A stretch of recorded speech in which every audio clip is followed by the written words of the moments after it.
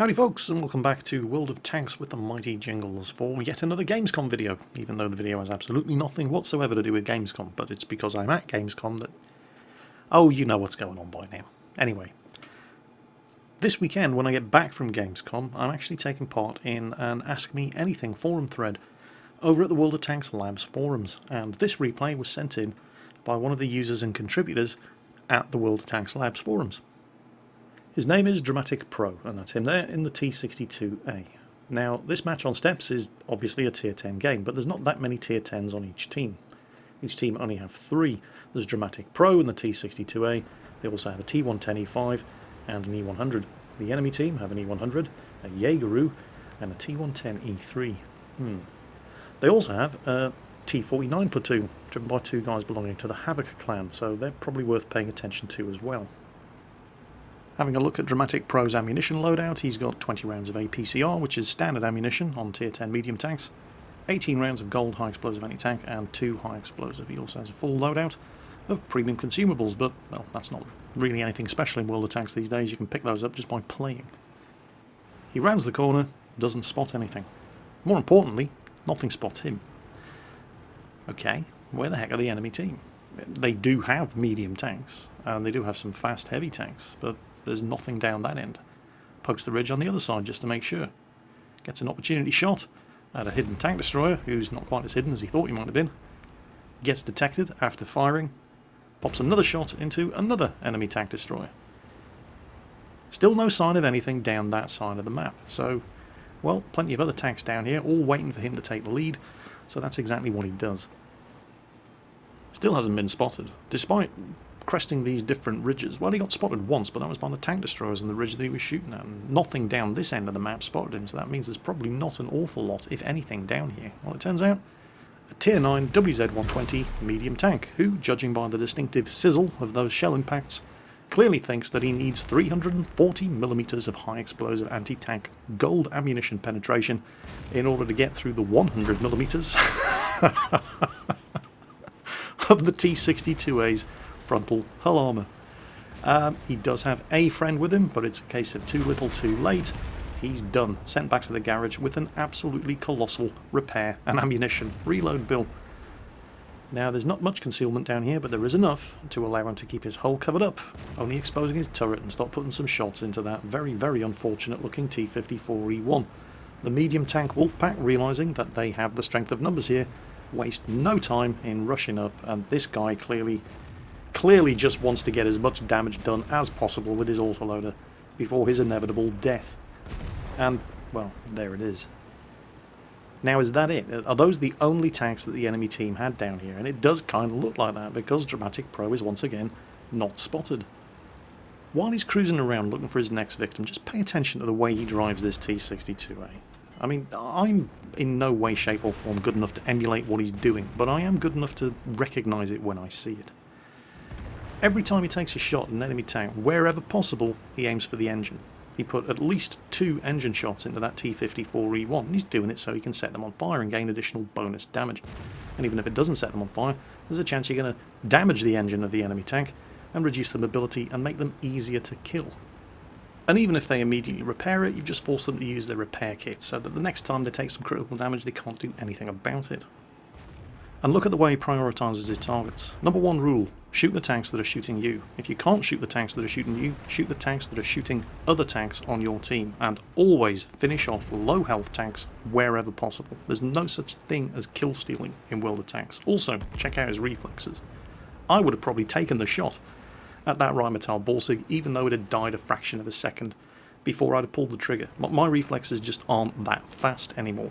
His, obviously, are. Now, look at the situation. The biggest gun on their team, the T-30, is hundreds of meters away from doing anything useful. The one surviving heavy tank, the E100, is under a lot of pressure from that T-49 platoon.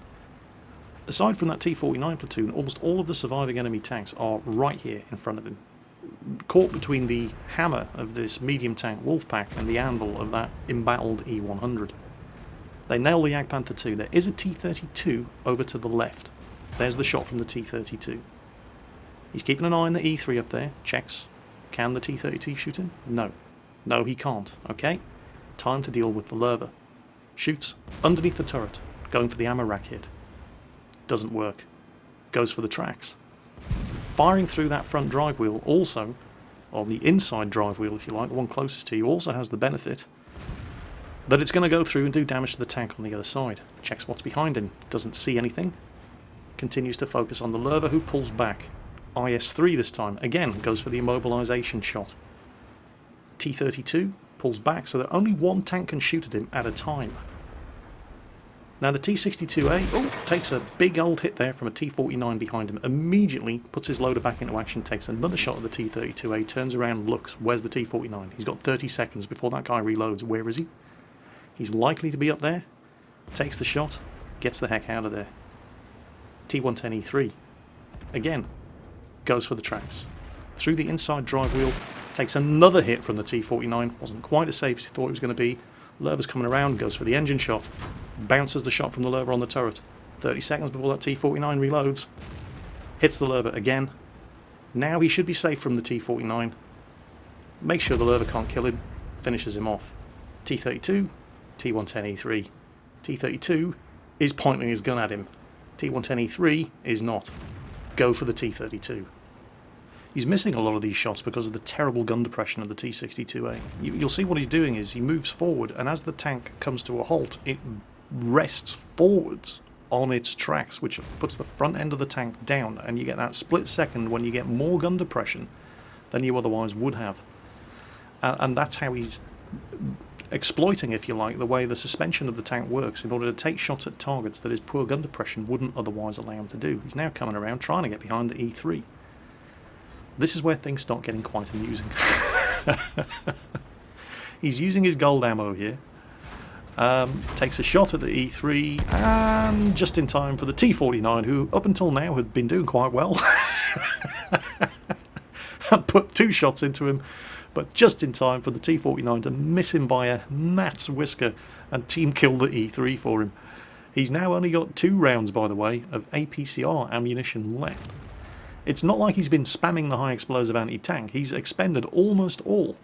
There we go, it's gone. He's now used all of his standard ammunition. Now he's down to his stock of high explosive anti-tank ammunition and 2 rounds of high explosive. See if you can guess how much damage he ends up doing in this game, by the way. Remember, he's he's expended all of his APCR ammunition so far. I'll give you a clue. The Centurion Mark 7 does around 3,000 damage, and he comes second. Right? Now, there's the Jaegeru. Okay, backs up, backs up, backs up, so he can take the shot and get the hell out. Hits him. No, he's been spotted. Yeah, the turret of the T-62A is pretty good, but that's a Jagdpanzer E100. Don't take the chance, not when you only have 367 health. Guarantee you, if that guy has any gold ammunition at this stage of the game, where it's 3 against 4, he's got it loaded. T-54 up there doing the smart thing. Going over the railway line, exploiting his tough turret to poke up over the embankment and try to spot that E100 and the Jaegeru, and the T-49, by the way, which was last spotted right here, but could be absolutely anywhere by now. Where's that Jaegeru? What's that in chat? Oh, it's just the T-32 being a jackass. Don't pay him any attention. Come on, where are they? T-54 is doing what he can to spot these targets. The Jaegeru was... Oh, there's the T-49! Yes, vengeance! Didn't hang around to wait to see if he'd been spotted, not with a Jaegeru pointing the gun in this direction. Immediately gets out of the way, gets back into concealment, and he's not going to pop up again in the same spot, because that would just be stupid. You're in a fast medium tank, use the speed. We know that E100 and the... Oh, there we go. T-54 doing a great job. Doesn't really have... Oh, there's the Jaegeru. There's the Jaegeru. Backs up into the bushes, takes a shot, immobilizes him, aims up at the lower glacis. Oh, and it just misses. And I think the Centurion is the one who gets the kill. Yep, there we go. The Centurion Mark 7 is the one that gets the kill. Now there's just the E100 left against 4 enemy tanks. Dramatic Pro is not looking too healthy as far as ammunition goes, however, and the E100 is determined. There's a shot into the turret side. He's determined to finish the game by killing that T-54. Come on. There's another hit. He's had his tracks blown off. He hasn't got a repair kit. Come on. The T-54 sitting there going, come on, kill this guy. Guys, please, kill him. And it's the Centurion Mark 7 who has a much, much better shot at the side of the turret than Dramatic Pro does from that kind of angle, who finishes him off and ends the match. So, let's just take a look at these numbers for a moment. Leaving aside the Ace Tanker, the Confederate and the High Caliber, just take a look at how many credits he earned as a result of this match. 143,584. So just remember, 143,000 credits earned. Obviously, that's with a premium account. He also scored 2,208 experience, and that's not from the first win of the day, so it's not doubled. Now, we also know that he did the most damage overall because he got the High Caliber award, and I can tell you that the tank on his team that did the second highest amount of damage was the Mark 7 Centurion, and he did just a fraction under 3,200 damage. So, bearing that in mind, how much damage do you think Dramatic Pro did in this game? Do you think he did double the Centurion's damage? Did he get 6,000? No, he got more than 6,000. How about triple the Centurion's damage? Did he get 9,000 damage done? No, he got more than 9,000 damage done as well. Dramatic Pro did in fact do 10,515 damage. Let's just let that number sink in for a minute. And that's just the direct damage, by the way. He actually also did 2,100 spotting, tracking and assistance damage. So that's 13,000 damage. Hell, that's almost 14,000 damage that he was responsible for during the course of that match. In fact, if you take away the direct damage, the 10,515, and you just leave the tracking, spotting and assistance damage, he would have still finished third on his team for damage done. Why am I making such a big deal out of this? Well, Dramatic Pro is one of the users and contributors over at the World of Tanks Labs forums, and on Sunday, after I'm back from Gamescom and the Combat South Airsoft Vietnam reenactment weekend, I'm answering questions on the World of Tanks Labs forums from guys like this. What can they possibly learn from me? Oh, yeah. Yeah, anyway.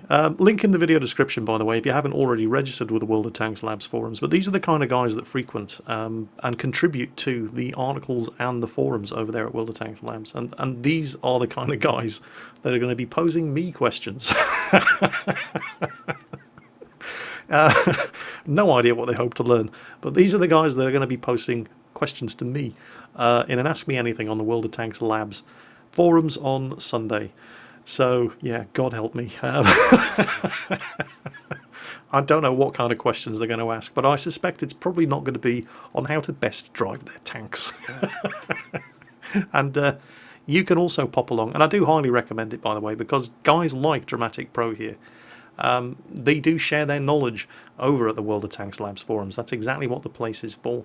It's a fantastic source of information, frequented by people who are as good as this and are willing to share their knowledge with you.